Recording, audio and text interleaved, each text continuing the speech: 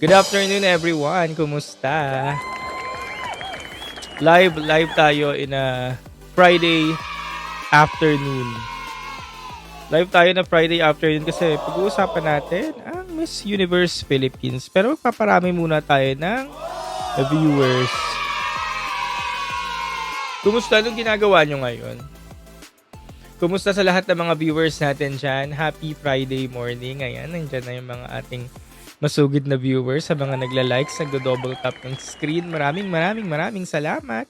And i-comment nyo lang dyan kung okay yung aking audio ha. Kasi nga po, wala rin tayong oras ng ating live stream. At kung kailan may time, dun nga lang din ako nagla-live. And again, ina-upload ko lang din to sa kabilang channel or sa kabilang application natin para sa ganun sa mga absent. Ayan, dun na lang sila nakikinig. Ayan.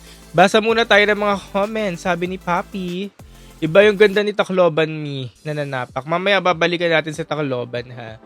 Pero recently wala ko nakikita mga pictures ni Tacloban sa social media. Nag-start ng ibang mga activities ng MUPH, yung mga maliliit na activities nila. Pero parang hindi pa siya nagsisirculate sa social media. Sabi ni AC Cares.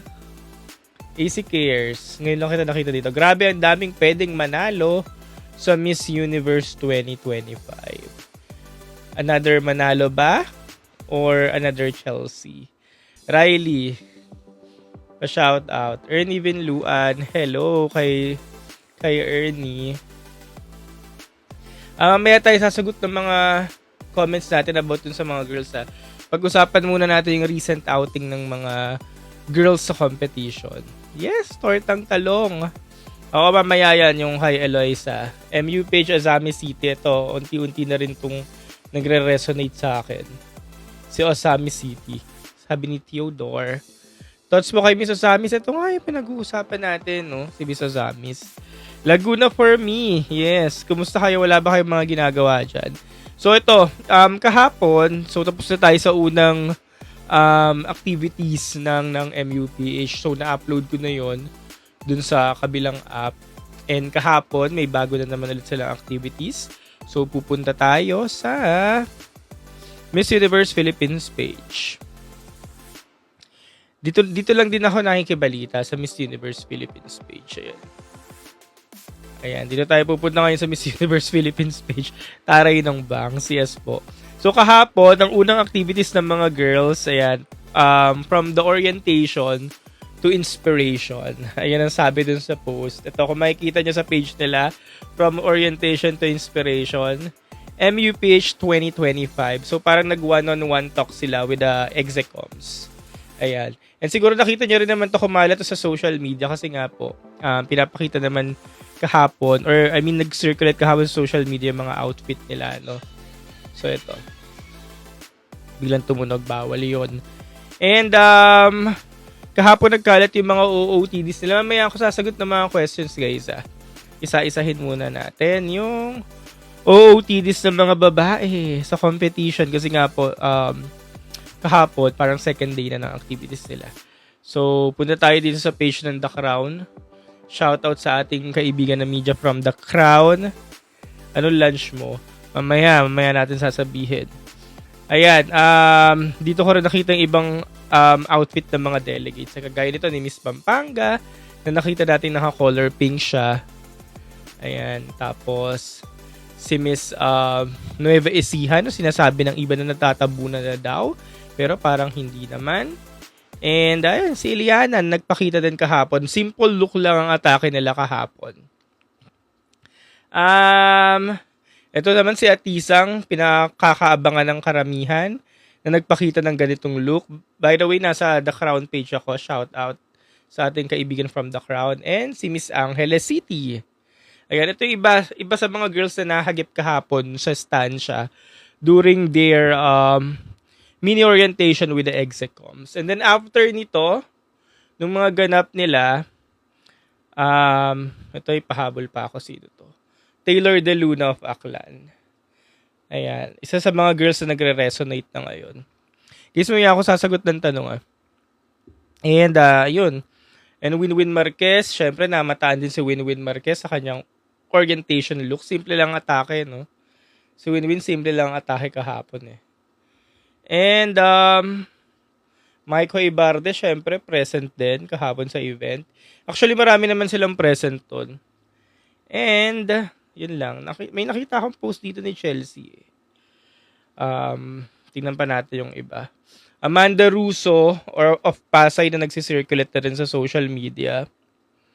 Ganda, no? Ganda ng, ang ganda ng tindig.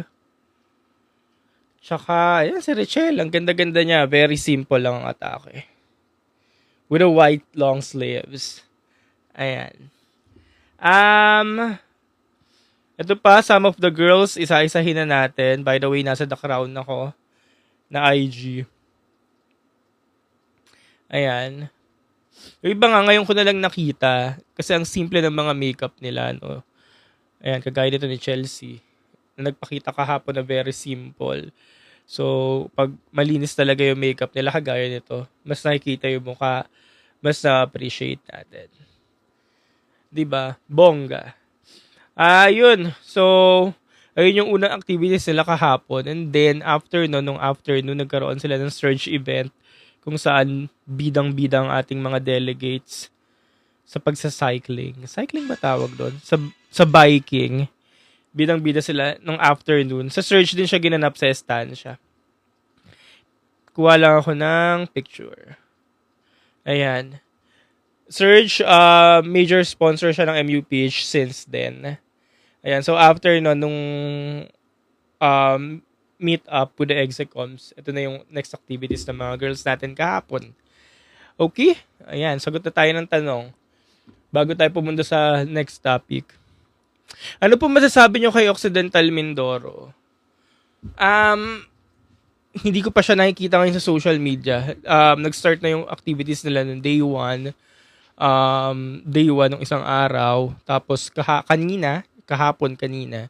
So hindi pa siya masyadong umikot sa social media. No? Sana makita pa siya ng ating mga fanays na andun sa event para makuhanan din siya ng mga videos at ma-post para mas marami pa tayo makita sa kanya. Ito, same sa hotmix ng Mississology. Ang number 1 sa hotmix ng Mississology si Tyra Goldman, no? Bohol. And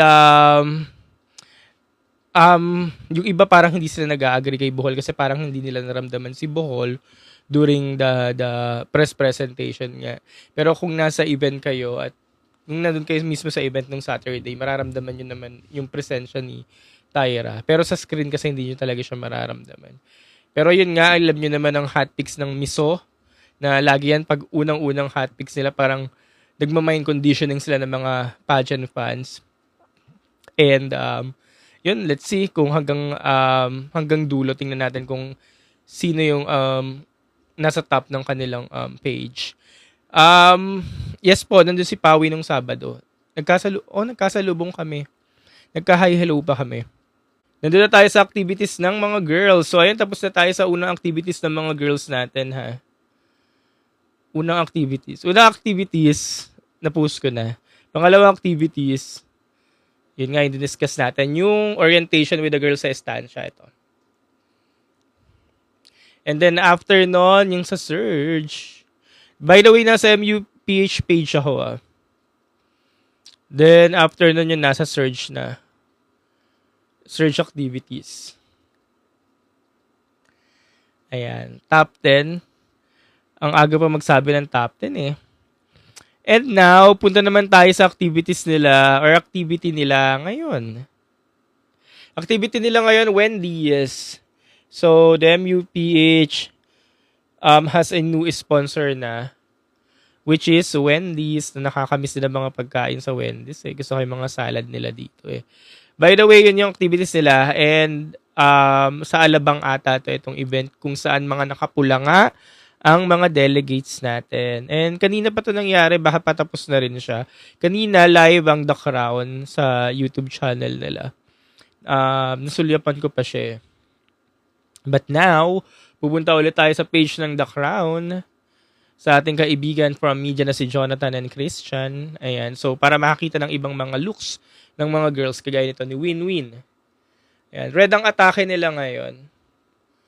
Ito Tacloban, may nag-aano kanina dito, nagme-mention ng Tacloban na sulyapan daw natin sa Tacloban dahil ang pretty. This one. So again, punta kayo sa page ng The Crown dahil doon yun sila makikita. Yan, ang ganda nga ni Tacloban, para siyang pinaghalong, actually nung una, parang Gazini nakikita ko dito eh. Parang Gazini. Pero ngayon parang nawawala na sa Gazini, which is okay. Kailangan wag niyang maalis siya sa image ng Gazini. Pero ang ganda niya nga. Hindi ko alam ang background ni Tacloban ha. Hindi ko alam kung nasa inclusion category din to. Ayun, ito pa rin ang mga napipick up ng mga media friends natin. Yung mga veteran. Sila pa rin yung mga nasa posting madalas. Ayan, si Atisa with her red dress. Sagot tayo mamaya ng question. Tapusin lang natin to. And syempre, Atisa and Tagig. Iyon. Iliana and Win-Win. Guys, punta kayo sa The Crown Instagram page. Yan. And YouTube channel as well kasi nag-live sila doon ng Wendy's Ganap. And syempre, ito na nga. Si Chelsea na bumalik na. Ang ganda. Bumalik na ang ka-fresha ni Chelsea, oh. Gustong-gusto ko na yung mga makeup niya since Hello Glow photoshoot, yung recent outing nila kahapon dun sa estancia, and ito nga. Uy, Paolo Chinito, good morning. Good afternoon na pala actually. Shoutout muna tayo sa mga viewers natin kay Paolo Chinito, kay JD, ayan. Dave, hello, Gian. Mamaya ako basa ng mga questions ha. Tapusin ko lang tong event. At si Sasha Lacuna na napipick up na ng mga pageant fanays from Tarlac. Si Sasha, umiikot na siya ngayon sa social media. Sabi ko nga sana wag muna siyang pag-usapan. Sana i-gatekeep muna. Kasi bago mag-press presentation, di naman talaga ito pinag-uusapan eh. Walang nakakapansin dito. As in, wala talagang ingay yung candidacy niya. Pero after nung press presentation, yun, nandun na siya sa lahat ng mga top picks. Nasa number 10, 9, 8, 9, 10, 11. So, yun, ngayon, ikot-ikot na rin siya sa social media. Ayun, sana wag silang munang mapag-usapan na, yung matigil na, kahit si Bohol, ang ingay na rin ngayon sa social media eh. Sana wag muna sila mag-pick ngayon sa social media. Tapos bumulaga na lang sila sa prelims. Ayan. Tingin pa tayo. So, yan. So far, so good. Yun muna yung mga nakalap na coverage ng ating mga media friends from the Wendy's activities ng ating mga delegates. So, yeah, it's Friday and parang technically pang ilan na to? Pangatlo na siguro na lumabas ng mga delegates natin. Kasi una yung sa hotel sa Ortigas. Pangalawa, which is yung kahapon. Tapos pangatlo na yung ngayon. Now, ayan, sagot na tayo ng mga question natin. Again, sa mga viewers natin, hello po, good afternoon, happy Friday. Unahin na natin itong toss kay Tarlac dahil nga kakabanggit ko lang kay Tarlac kanina na si Sasha na sabi ko nga, sana mag-gatekeep pa ng konti, wag muna natin pag-usapan sa social media. Kasi napipick up na nga siya ngayon, umiingay na yung pangalan, ganyan. So, paikot-ikot na siya. So, mostly ng mga umatid ng mga activities, ng mga events, even media, nahahanap na siya or hinahanap na siya tapos pinipicturean, ganyan. Pinipicturean, binibidyohan, pinapa-aura, tapos napapost sa social media. So, ayun, umiikot-ikot na sa lahat ng mga social media sites. So, kahit naman ako, di balay ko naman sinasabi na hindi ko rin talaga pinapansin si Tarlac noon, pero after the press presentation, talagang nagulat din ako sa kanya. And yeah, way to go. Atake daw kay Atisa, yan, sabi ni Gian, since ikaw yung nagpa-flood ng comment dyan. Ano nga masasabi sa atake ni Atisa? Well, okay lang. Ayun nga, lagi natin sinasabi, hindi gigil yung atake niya ngayon, which is okay. Sabi ng iba, parang nag-when to pick, parang ganyan, which is okay lang. Kasi ubra naman sa kanya yung know when to pick kasi nga sikat si Atisa. And baka nga mag-pick hanggang dulo. Paolo Chinito, anong ulam mo? Anong ulam mo? Kakain ako mamaya. Gian Mendoza X. Gian Mendoza. Hello, sir. Misa, tingin mo na ipapalit ng TPM ngayon, wala na MUT.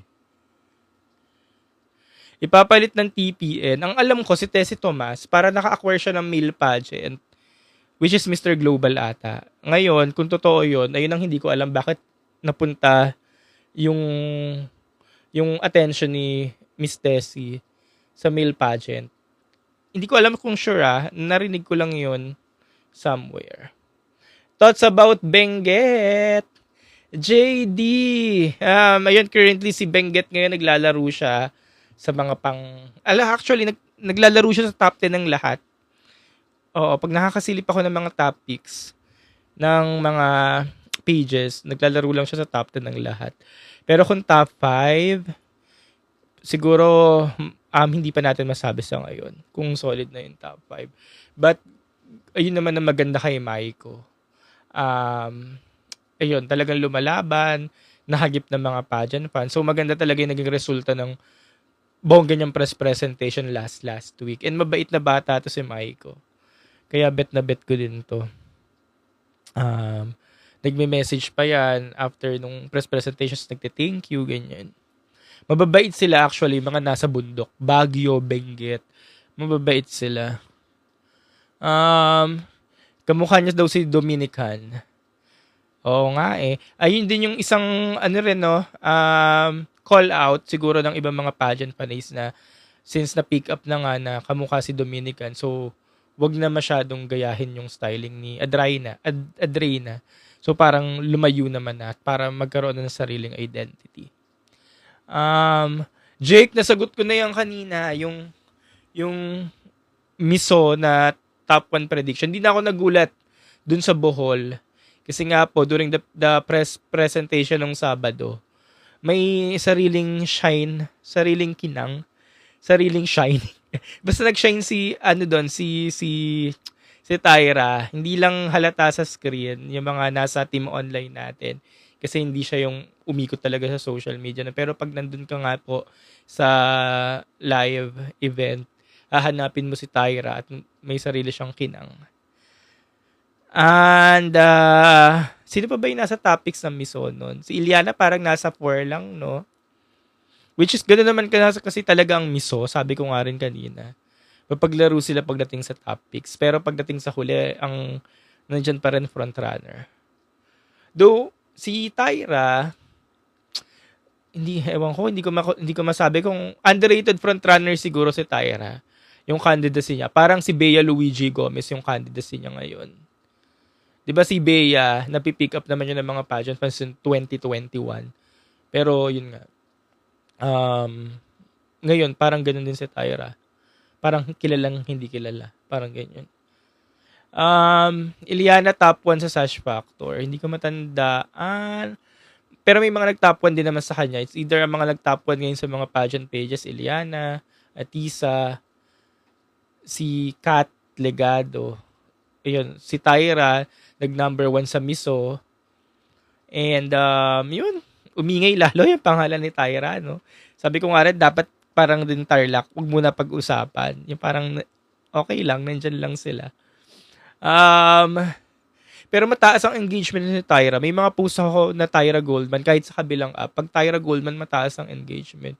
So, ganun pala talaga siya nilulook forward ng lahat. Yun.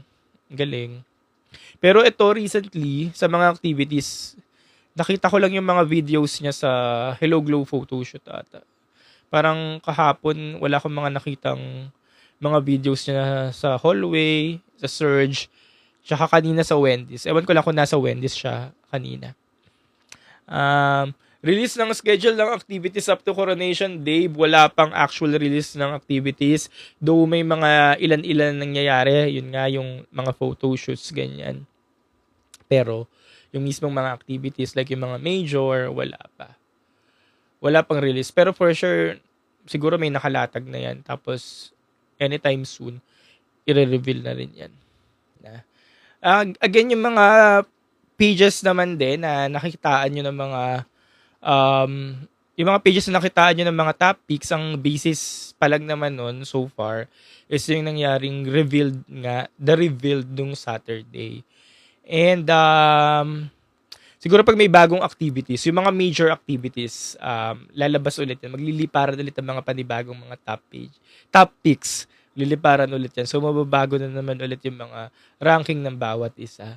Though there are vloggers, content creators, or pages na naglalabas sila ng every week ng mga top picks nila.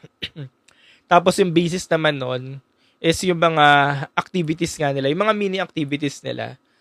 Kung paano nila nakita yung mga babae sa social media. Yun yung basis. Actually, naisip ko nga rin yun eh. Kasi meron na akong week 1 na ranking, di ba? Pinost ko naman dito sa TikTok. Tapos, sabi ko, by the end of the week, kunyari, bukas, maglalabas ulit ako ng ranking. Tingnan ko kung may umusad. Tapos, ang magiging basis naman natin is yung recent nga na nakita natin sa social media, yung mga hallway ganap sa mga mini activities. Ayan. Yun din naman yung mga nagiging basis so far. So, hindi naman yung magde-determine kung si girl ba ang mananalo sa finals. It's just, gabay tungo sa kaunlaran. Gabay lamang sila, parang ganun. Yun lang. Kasi yun naman yung mga nakikita natin. Kaya nga tayo may pinag-uusapan kasi yun yung nakikita natin. Thoughts daw kay Tacloban. Abangan ko na siya kasi nga umiikot siya ngayon sa social media. Though napansin ko naman siya ng press presentation, nasa number 18 pa nga yan ng Wait lang. Nasa number 18 pa nga yan ng week 1 topics. Yun. Anyways, ayun lang, kakasagap ko lang ngayon mula sa ating kaibigan from The Crown, Iliana Aduana, Chelsea Fernandez, and Katrina Legado. Parang angat yun nasa gitna, no? Parang angat si Chelsea dito sa tatlo. Ito yung maganda kay Chelsea ngayon, bumabalik na yung mukha niya ngayon. Yung glow na hinahanap natin from her 2022 stint. Bumabalik na ngayon. No, parang angat siya dito, no? Chelsea. Kalibo Aklan, thoughts po. Dalawa yung aklan natin. Malay Aklan, Kalibo Aklan is MJ Fernandez. However, hindi ko pa lang siya ganun talaga na-analyze kasi hindi ko rin siya masyadong napansin during the press presentation, and now na nagsisirculate na yung mga videos sa mga girls, hindi ko rin siya nakikita paikot-ikot sa social media. So, wala rin akong makita. Pero, yun nga, nag-start pa lang tayo as we progress sa pageant. Makakita rin tayo ng mga galawan ni MJ. Very maputi siya. Ayun lang natatandaan ko. Very maputi si MJ. Nung Sabado. Tama. Sir Carl, sino sa tingin mo aangat ngayon? Newbie or veteran? Ako po ang aangat. Charis. Ang aangat, newbie or veteran? I think veteran. Given, ewan ko, siguro, baka yung organization, veteran ang ipadala nila kasi nga, given the host country, pagdating sa MOS Thailand, or baka galing kasi tayong dark horse last year, veteran ang ipadala nila ngayon. Baka may ganung nangyayaring pattern. Not sure. Pero again, depende ulit kung sino yung may winning low sa finals. Sabi daw ang Occidental Mindoro, sabi ni Mark, nakapasok sa topics ng Missosology. Actually nga, paulit-ulit ko rin sinasabi, si Occidental Mindoro, may glow naman talaga during the media presentation. Actually, isa yun din yung sa mga pinagpilian ko, Ozamis, Occidental Mindoro. Mga pinagpilian ko sa 20th spot ko eh. Yung mga ganun. Masyado lang siksik ang top 20. Ayun nga, sana mapansin pa siya sa mga susunod na araw. Mapansin pa ng mga ibang mga media friends natin. Tapos, yun nga, mabidyohan ng madami, mapicturean para ma-post. Tapos, magpaikot-ikot na rin sa social media. Kasi nakakatulong talaga yun eh. Pag napopost ka, especially mga malalaking media partners, like, ayun nga, sina Oyel for the Philippines and sina, The Crown. Lagi yan kasi present sa mga event. Tapos pag nabibidyohan ka, napipicturean, pinupost dun sa page. Tapos, yun, ang laki ng hype ng candidate. Nakikilala lalo. Chelsea Fernandez is glowing, sabi ni Gio. Actually, yun nga, nabanggit ko na rin kanina kasi nga, kakakita ko lang din ng mga kumakalat na mga videos ngayon ni Chelsea dun sa Wendy's activities. Sa yun nga, nabanggit ko din na iba na yung mukha ni Chelsea ngayon. May glow na. Maganda na yung aura. Ayan, balik tayo. Ayan, mula ulit sa The Crown. The Crown IG page, Chelsea Fernandez. Ayan. Litaw na litaw talaga yung mukha ni Chelsea, no? Face card talaga. Diyosa. Parang kakaiba talaga, no? May, ayun nga kanina na banggit ko din yung picture nilang tatlo ni Tagig tsaka ni Yana. Tapos yun nga, litaw na litaw talaga si Chelsea. Iba yung mukha ni Chelsea, hindi nagbe-blend eh. Kagaya nito. Ayan, Yuri. Ayan, sabi, yung mga common questions sa daw ang kailangan ipadala, veterana or newbie. I'll go for veterana this time. Given na rin yung host country sa Thailand. But if there's a newbie na kayang umeksena katulad ng mga veterana, edi why not? 'Di ba? Actually, yung pinaka top 1 nating newbie na si Eloisa of Laguna, siya pa rin naman talaga yung top 1 na newbie for me as of now. However, may mga ano lang minsan kay Eloisa talaga. May mga concern na medyo mas angat ng newbie. Mas maangat yung veteran kaysa sa kanya. But then again, Eloisa is still the one to beat pagdating sa mga newbie as of now. Yeah. But yun nga yung sagot sa tanong kung newbie or veteran. I'll go for veteran muna as of this moment. Theodore, hello. Konting push pa kay Ozami City. Sana ma-expose pa siya more on social media. Correct. Lisana, Miss Bohol. Kanina ko pa yung sinasagot. Team replay ka na lang ulit sa YouTube. By the way, I have my YouTube channel, Carl Loyola. And nag-upload na naman ako dito ng mga stuff. Ayan, may recent ako. Yung Hello Glow activities. And then ito, ina-upload ko lang din naman kasi doon. Sa IG page ako nag-check The Crown po. The Crown Philippines. And for the Philippines, yung kay Oyel, ayan, updated sila. So, check nyo lang sila sa Instagram, their Facebook, and their YouTube as well. Agree ka ba, Mi? Hindi po. Sabi ni Bray, agree ka ba, Mi, na sobrahan na si Eliana sa pa-chat GPT? Guys, malaking ano ba sa inyo talaga yun? Yung pa-chat GPT ni Eliana. Malaking issue ba? Kasi ako, though, yeah, yung concern natin, hindi natin siguro maintindihan yung ibang mga words, pero wala eh, normal sa kanya yun eh, kay Eliana eh. Yun yung normal niya eh. So, bakit natin, alam mo yun, bakit natin pipigilan yung tao na ibaba mo naman yung, hindi ko masabi, ibaba mo naman yung, or bakit natin pabababain yung standards niya para maka-adapt tayo? Tayo na lang mag-adjust. Ewan ko, hindi ko alam, parang akin okay lang. Kuha na lang ako dictionary para maintindihan ko. Parang ganyan. Pero kung yun yung concern nyo, maraming nakakapuna, o kung mag-a-adjust si Yana, edi baka naman mag-adjust. Pero sa akin, personally, okay lang. Normal kasi ni Yana yun. Normal ni Yana. Kunyari, ikaw, ako, ang normal ko, hindi ako gumagamit ng ganun. Normal ko, gumagamit ako ng mga eme-eme,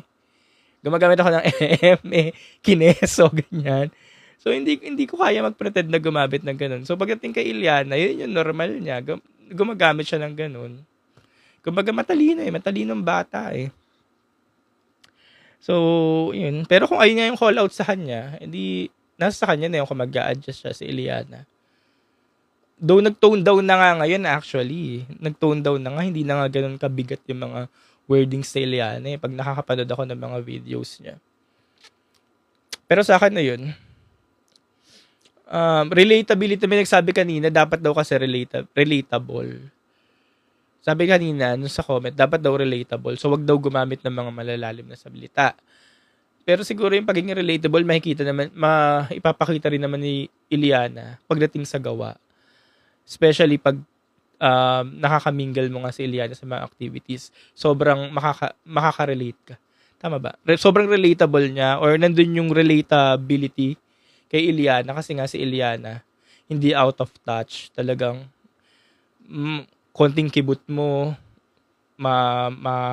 hahawakan mo yung kamay, mayayakap mo, ganyan, makikihalubilo sa mga pageant fans, bebeso, ganyan. At talaga nagpapaiwan sa event. So, kung relatability lang din naman, kitang-kita naman sa gawa ni Iliana. And, yun. Sobrang solid niya ni Iliana. Yun nga, babalikan ko ulit yung press ko na nangyari nung Sabado. Si Iliana ang isa sa mga frontrunner. Actually, siya na lang natira dun sa event kasama ng mga Philcoms na nagpaiwan para makihalubilo sa mga media, sa mga pageant fans. Which is hindi naman niya kailangan ng gawin kasi nga sikat na siya. Pero talagang alam niya yun. Nagpaiwan talaga siya. Mingle siya sa mga pageant fans. Yun yung sobrang na-appreciate ko kay Iliana. At walang bakod. Walang mga, alam mo yung mga PA na nangaharang. Pero panigurado pag nanalo yan si Iliana, mababakuran na yan. Yung mahirap na lapitan. Ayan. Sobrang bait na ni Iliana. Kaya ang dami niya mga pictures sa mga pageant fans. Nakita niyo pag sa mga Instagram stories niya, di ba? Nalibot na nga niya ang 17th region of the Philippines kasi nag-host siya. Nag-host, nagja-judge.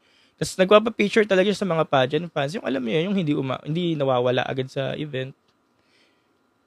Sobrang bait nan. Kaya hindi deserve ni Iliana yung mga, alam niyo, yung mga hate. Nakabasa ako sa mga social media, yung mga, retokada naman, mga ganun.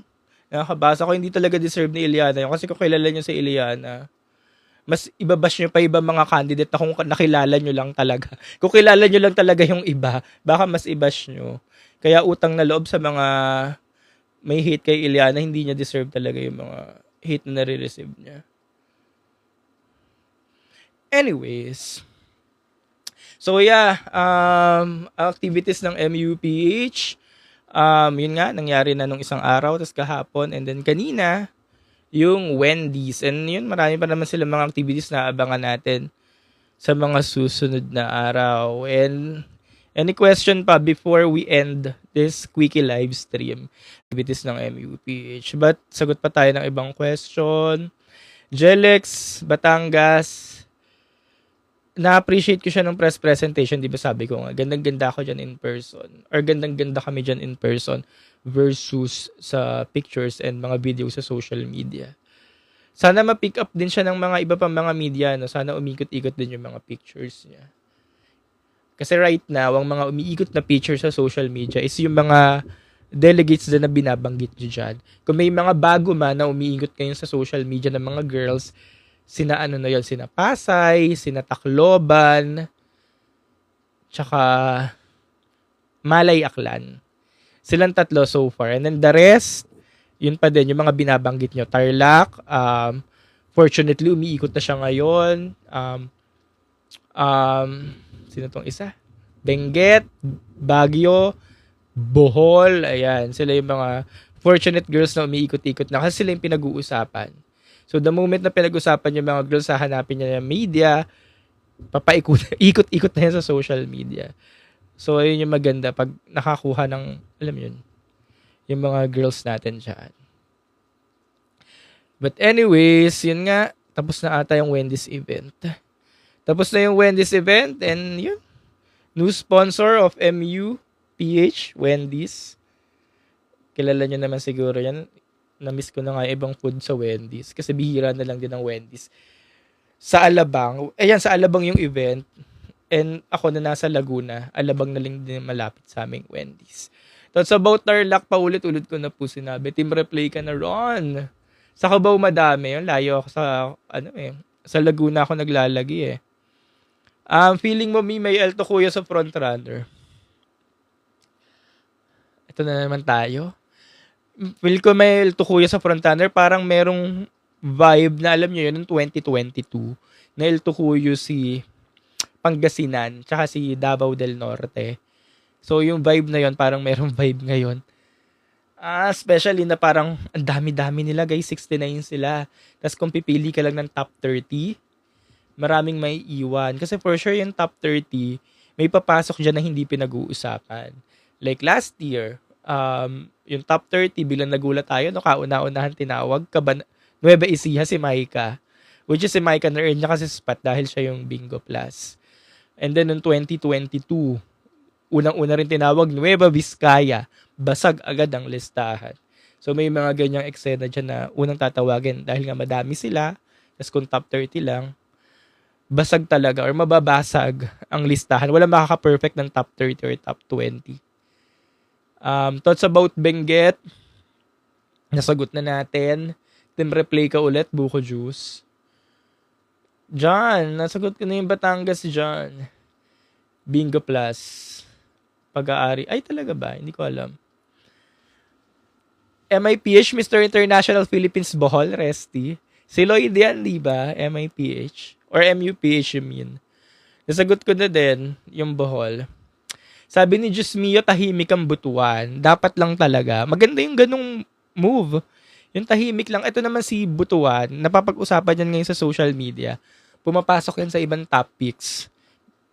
Minsan nga pumasok pa nga yan ng mga 7, 8, 9 ng topics ng ilan. So okay lang ngayon na tahimik siya.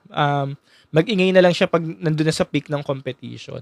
Kasi minsan ang problema pag maingay ka, yung candidacy mo maingay ng ganito pa lang kaaga. Pagdating nun sa dulo, may sawa factor na. Lalo na gusto natin, di ba? Gusto natin that dark horse ka, ganyan. Sino MUPH mo right now? Actually, hirap na hirap po ako. Ang dami rin nagtatanong sa akin na nagme-message. Nagtatanong, sinong MUPH mo? Mahirap po. Mahirap, especially pag yung mga girls na binabanggit nga natin ay nakakasalimuhan natin sa mga activities, nakaka-message yan minsan. Ang hirap mamili. Kaya lagi ko sinasabi, kung sino na lang manalo sa finals, deserve niya. Yun na yun. Actually, mahirap mag-comment sa mga girls ngayon eh. Unlike dati. Naalala ko, nag-uumpisa pa lang ako, mas mabilis mag-comment sa mga girls eh. Kasi hindi ko sila kilala. I mean, wala akong ano sa kanila. Ang tawag doon. Hindi ko sila kilala totally. Sa online lang. Walang interaction. Pero pag may interaction ka na kasi mahirap eh. Kasi nakakausap mo, ganyan. Thoughts about Cabanatuan Nueva Ecija. Yung Cabanatuan, nasagot ko na yan, si Maika yan. Si Nueva Ecija, si Chanel. Si Chanel, hindi naman siya ngayon pinag-uusapan, pero malakas pa rin si Chanel. Kasi pag sa personal, lakas ng atake ni Chanel. Hindi lang siya umiikot kayo sa social media. Pero dahil nga supranational siya, actually, teka lang, Binibining Pilipinas, supranational. Siya yung, malayo rin narating niya sa supranational. Pero pagdating sa experience, solid yung experience niya eh. Tapos siya yung parang pioneer sa kanilang lahat kasi 2017 siya. Then win-win 2017 din naman. So, manggugulat yan si Chanel. Papasok naman yan mukha sa semis. Grabe din pala yung edition ngayon, no? Kasi meron tayong isang supranational, 2 Reyna Hispano-Americana, isang Miss Earth, isang Miss Globe, isang Miss International. Nasabi ko na ba? Miss International, Miss Globe, Miss Earth, 2 Reyna Hispano-Americana, tapos isang supranational. Di ba grabe yung edition ngayon? Grabe yung calibers. Plus the other newbie. Meron si Tyra, galing Mutya ng Pilipinas. Nag-compete na rin siya sa tourism model, Globe Tourism, Chuchu. Ayun. So, marami sila doon. Plus yung ibang mga delegates. Dami nila doon. Yun. Yuri. Ano yun? Idol, since sa Thailand ng MU, venue. Ano mas maganda? Ipadala natin look. Very Asian look. Actually, gusto ko yung Western look. Ano naman tayo? Sabi ko, di ba lagi ko sasabi, Western look pagdating sa Thailand. Kung Western look, edi laglag si Iliana sa Western look. Yun. Kayo ba? Ano bang gusto nyo pag sa Thailand? Yung mga Western look, yan, sina Atisa, si Tyra Goldman, ganyan. Ewan ko, hindi ko alam. Kaya nga sabi ko, bahala na sa finals kung sino yung mananalo. Deserve niya talaga yun. Bahala na yung mga judges sa tong work. Sabi ni Arca Bailo, gusto niya daw ipadalag. Gusto ko Goldman. Tapos na tayo sa gray. Baka this year, gold naman. May sabi tong boses ko, sorry. Tapos na sa gray. Baka this year, gold naman. Goldman. Henry, thoughts about Bulacan, nabanggit ko na rin kanina. Magti-team replay ka na rin, Henry, sa YouTube. As of now, wala pa akong masabi kay Bulacan. Though, stunning si Bulacan. Ganda siya, mukhang artistahin. But, yun, sa start ng competition, mas marami palang umangat. So, abangan pa natin pag nag-progress na. Dried mango. Usong-usong dried mango, no? Kahit yung kay CJ eh. Kay Diamante, naka-dried mango. Sarap ng dried mango. Magkano po kaya ticket sa finals? Normally, same pa rin naman. Parang hindi naman sila nagbago ng ticket. Pero ang worth it na ticket na bilhin, lower box. Lower box usually nag-range siya ng nasa 4+. 4.2, 4.1. But kung medyo nagtitipid, walang budget, okay na rin naman ang general admission. Kasi ang general admission, at least nasa crowd ka. Pero guys, ang pinakasulit, preliminaries. Ang preliminaries, usually 1,000 lang yan ever since. Masulit siya kasi mas mahaba yung event. Lahat mo sila makikita. Okay. Sabi ko kanina, quick live ulit, pero parang nag-extend na ako ng 30 minutes. Alright, so magpapaalam na muna ako. Again, my name is Carl Loyola.